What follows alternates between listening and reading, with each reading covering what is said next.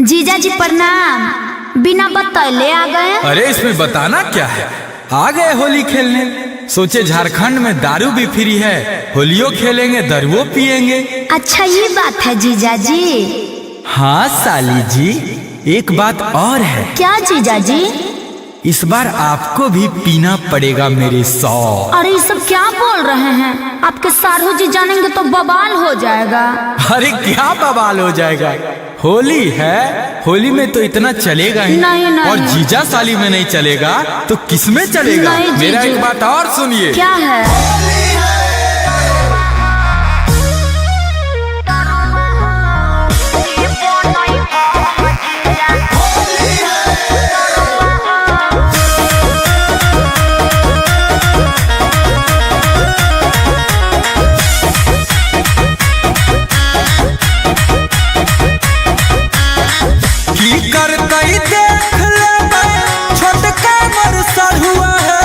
अच्छा आप नहीं ना जानते। अच्छा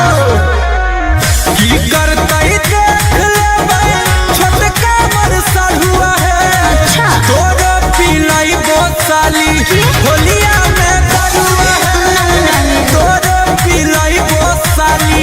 होलिया में दरुआ है, तोर पिलाई बोसाली। जनताई तो गाड़ी देताई, छोटका तोर सर हुआ हो। समझो ना जी। जनताई तो गाड़ी देताई, छोटका तोर सर हुआ हो। पीबो नहीं हो मजीजा, होलिया में दरुआ हो। पीबो नहीं हो मजीजा, होलिया में दरुआ हो। पीबो नहीं हो मजीजा, पीबो नहीं हो मजीजा। Music by Arya Sharma.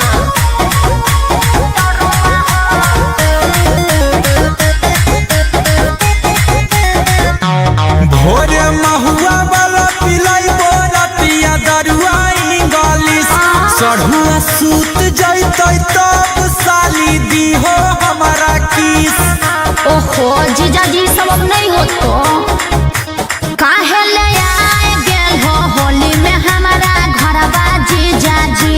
देखो सढ़ुआ से कराए तो झगड़वा जीजा जी। चखना में चाही का नैला के भरुआ हो। चखना में चाही का नैला के भरुआ है। अच्छा तहरा पिलाई बोसाली। होलिया में दरुआ है, तोहरा पिलाई बोसाली।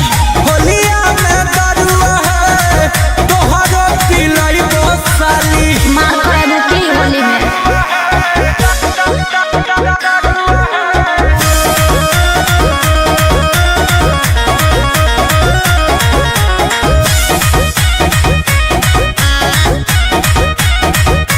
निसबा लगतै त रहतै नहीं हमरा तनिको होश। गड़बड़ करब हो त हम जीजा देब तोरे दोष। देखो जीजू नशा में कुछ हो सकलो है। पहिले सलहुआ के पिलाई के सुताई देबै हे।